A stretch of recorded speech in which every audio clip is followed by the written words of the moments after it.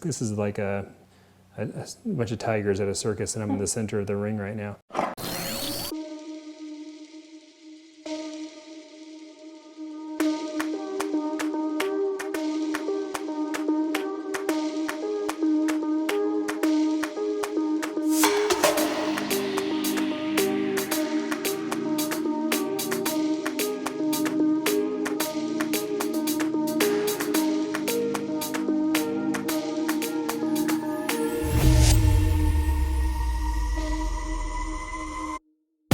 All right, welcome back to the vlog, guys. We have a really crazy one for you. We've been looking forward to some of these reveals for a really long time, and this is all about the Pompeii Project. We're gonna look at the original, how it looks now from when it was a baby, some of the things that we've learned over the years. We have some adult animals now that are variations of the Pompeii. We're gonna take you through the whole thing, and then we're gonna look at the crazy new discoveries we made that are really blowing our minds as far as where this project could lead in the future, and what the new angle is on it to give it some new life and refresh a little bit.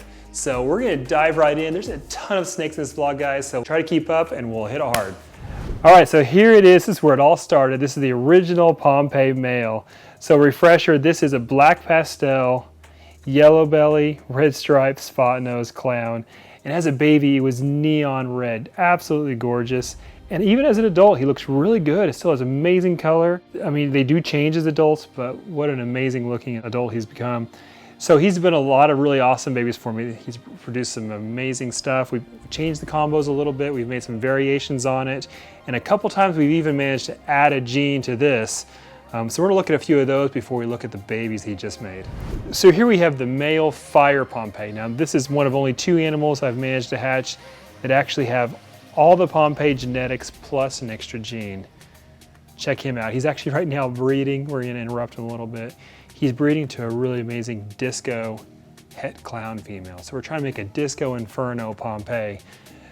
It's amazing to think about. It's impossible to hit. The reality is we have 5 codoms, 6 codoms when you can count her, plus the recessive. So it's gonna be really hard to hit. However, you gotta start by trying. So that is the fire Pompeii. It actually adds a really interesting variation in the sense that it's less red, but more that like rusty orange, a lighter color orange, and really turned out to be an amazing combo.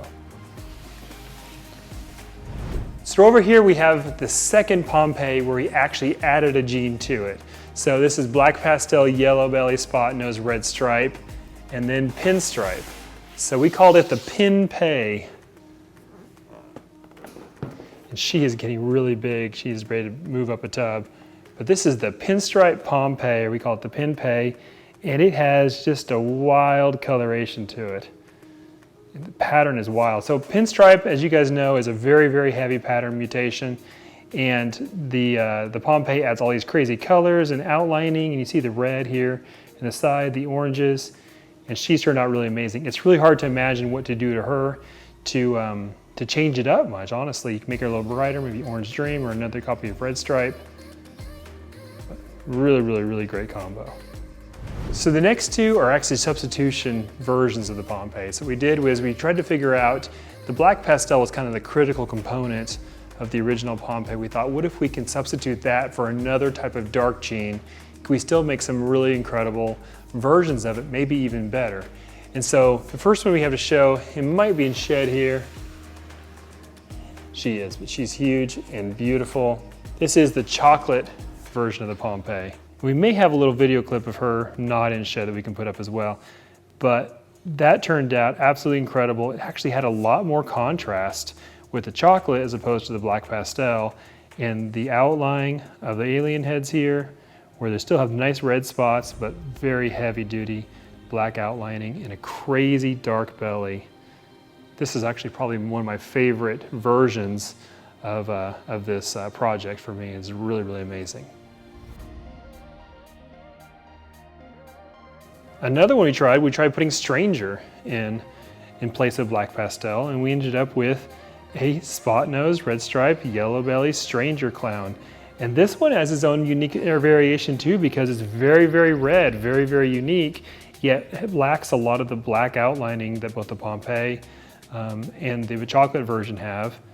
It's a really beautiful version of it and a very different angle on it.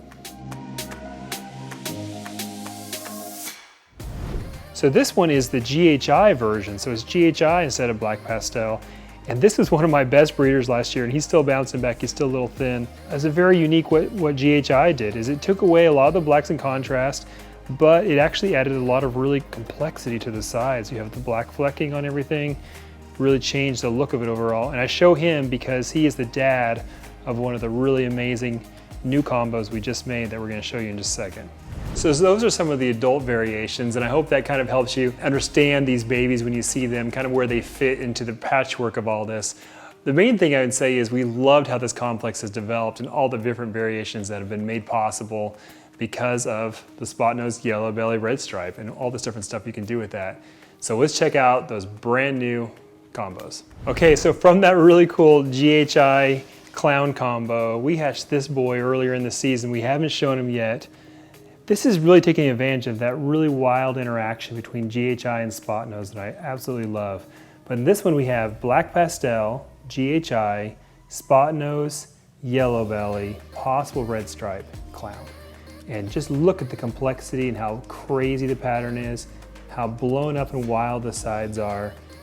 I really, really like this combo, and I think just how far we've taken this from the standard clown combo with the black back and, you know, basically patternless sides. We've taken and through these other genes blown up that pattern to where we, again, with the clown, we've achieved something that is absolutely completely different, both full of color and just absolutely wicked pattern. So this girl right here is one of my favorite of the whole season. She has just the perfect combination of delicate color and really, really beautiful, clean yet busy pattern. It's just really everything I would hope for from this. So this also has GHI and black pastel, but I think this one is fire GHI, black pastel, Spotnose, Yellowbelly, possible Redstripe. So we have literally potentially up to 7 codoms in this snake, and we have amazing contrast, incredible color. Look at the peach color on the sides.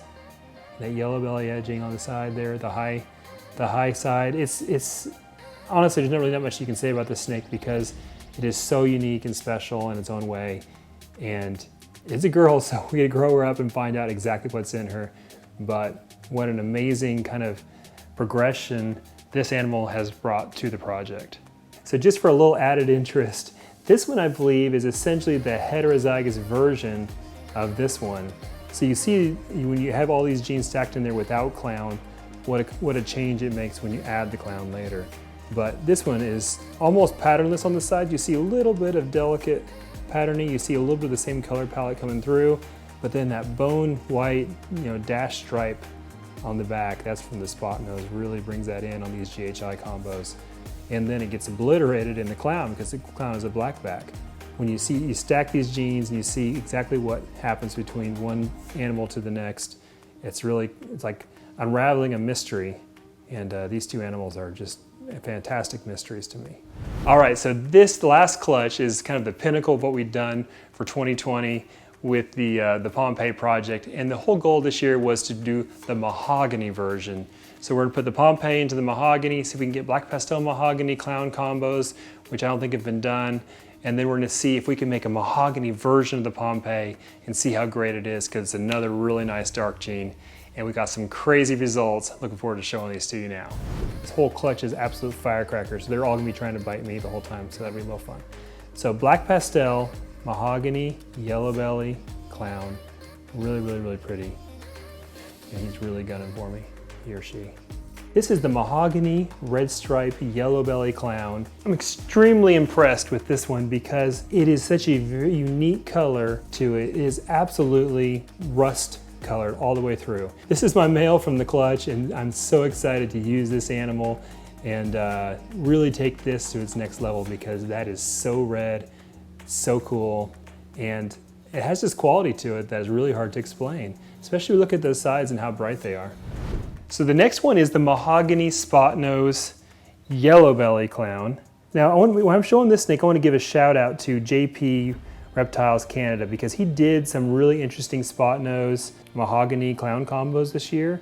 And although I was already working on this pairing, it definitely inspired me on this. And I think that what he did, plus what these are, it really shows the potential that Mahogany has, and especially in this little complex where you have Spotnose and some of these other brightening genes in there. Those two are really cool together. So what this one's missing out of the whole equation is Redstripe.